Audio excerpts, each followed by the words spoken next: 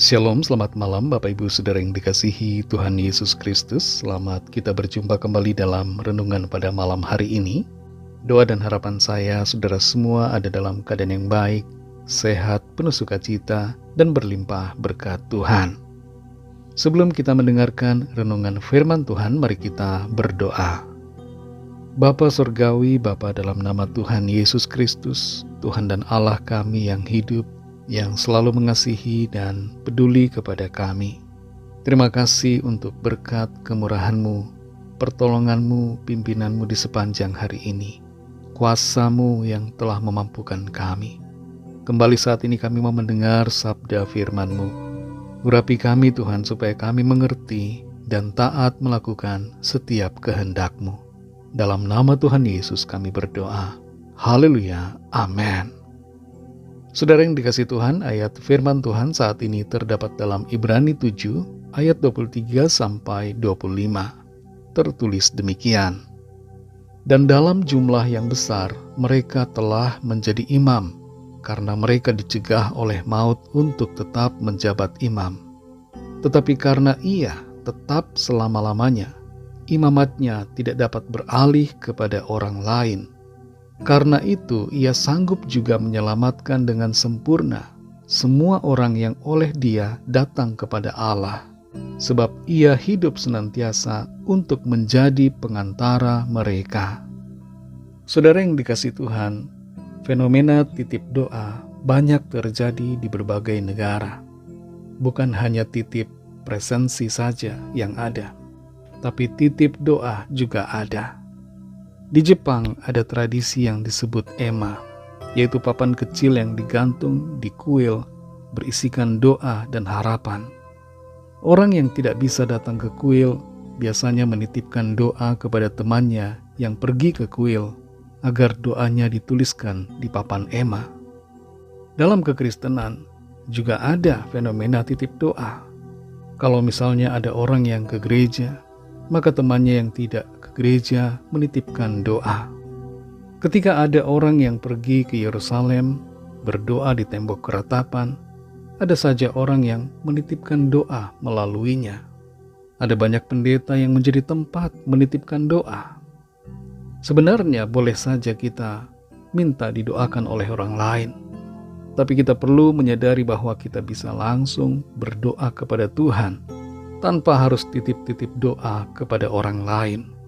Kita bisa langsung berdoa kepada Tuhan Yesus, sebab Ia adalah pengantara, sekaligus juga Dia adalah Allah kita.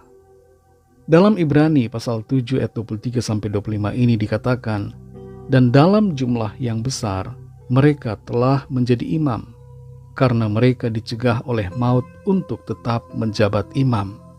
Tetapi karena Ia, yaitu Yesus Kristus, tetap selama-lamanya, imamatnya tidak dapat beralih kepada orang lain. Karena itu ia, yaitu Tuhan Yesus, sanggup juga menyelamatkan dengan sempurna semua orang yang oleh dia datang kepada Allah.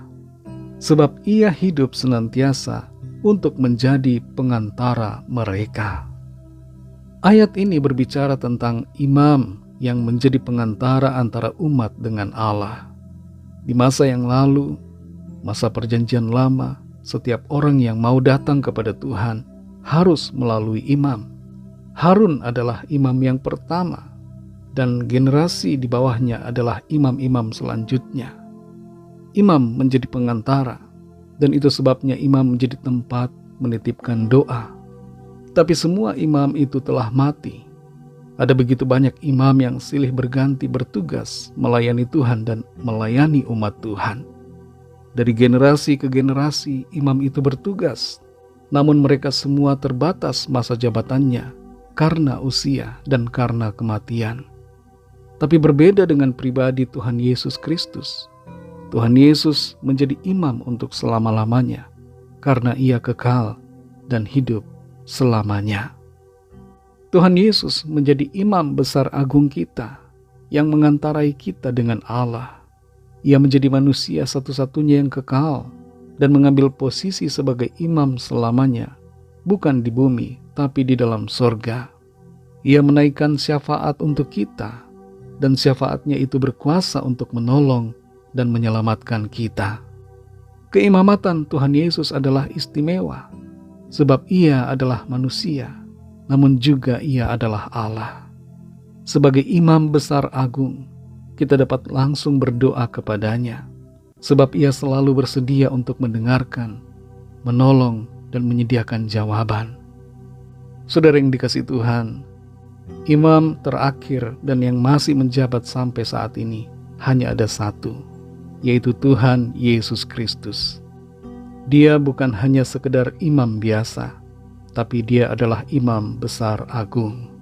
Dialah pengantara kita, sekaligus Dia juga adalah Allah kita. Berdoalah kepadanya secara langsung, tanpa merasa sungkan atau takut, tanpa harus menitipkan doa kepada seseorang, sebab kita dapat langsung menyampaikan permohonan kita kepadanya. Dengan penuh keberanian, kita dapat masuk tahta kasih karunia-Nya, sebab Ia mengasihi kita. Mari kita berdoa. Terima kasih Tuhan Yesus, kami mengucap syukur untuk firman-Mu yang sudah kami dengar, yang memberikan kami pengertian dan pengenalan yang lebih dalam akan Engkau. Engkau adalah imam besar. Engkau imam yang terus ada selama-lamanya, menjadi pengantara kami dengan diri-Mu. Engkau adalah Allah yang penuh kasih. Engkau menjadikan kami layak datang ke hadapan-Mu, tanpa harus melalui perantaraan seorang manusia lain. Tapi Engkau menjadikan diri-Mu sendiri sebagai imam, sebagai pengantara, untuk mendengarkan setiap doa kami, dan Engkau menjawabnya. Engkau menyediakan pertolongan, bahkan keselamatan serta kehidupan yang kekal.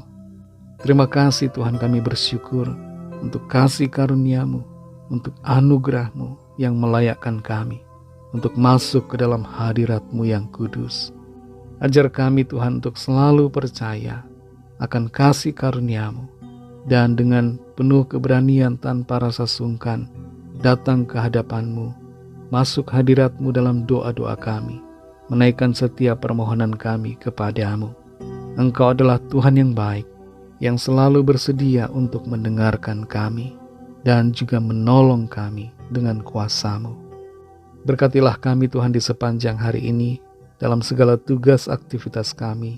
Pimpin dan sertai kami dengan kuat kuasa-Mu. Jadikan kami berhasil dan berkemenangan dalam anugerah-Mu.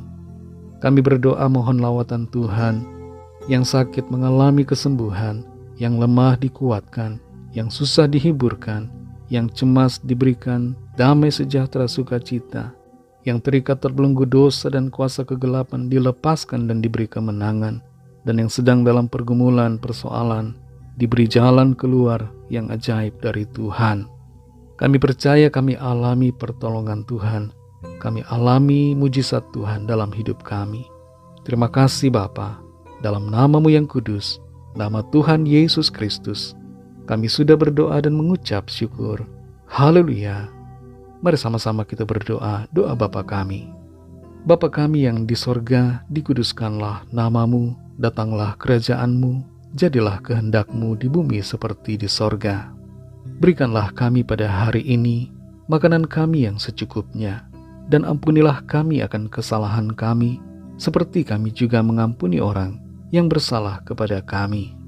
Dan janganlah membawa kami ke dalam pencobaan, tetapi lepaskanlah kami daripada yang jahat, karena Engkaulah yang mempunyai kerajaan, dan kuasa dan kemuliaan, sampai selama-lamanya. Amin. Terimalah berkat Tuhan. Tuhan memberkati engkau dan melindungi engkau. Tuhan menyinari engkau dengan wajah-Nya dan memberikan kasih karunia. Tuhan menghadapkan wajah-Nya kepadamu dan memberikan damai sejahtera. Berkat anugerah dari Bapa Surgawi, kasih karunia dari Tuhan Yesus Kristus, dalam persekutuan dengan Roh Kudus, menyertai kita semua, sekarang ini dan sampai Maranatha Tuhan Yesus datang kembali, dan bahkan sampai selama-lamanya. Dalam berkat nama Tuhan Yesus Kristus, haleluya, amin. Puji Tuhan, saudara yang dikasihi Tuhan, saya percaya firman Tuhan menjadi berkat dan kekuatan buat saudara semua, dan Roh Kudus akan menolong saudara untuk lebih lagi memahami kebenaran firman Tuhan. Tuhan Yesus memberkati saudara semua. Sampai jumpa dalam renungan yang berikutnya. Haleluya!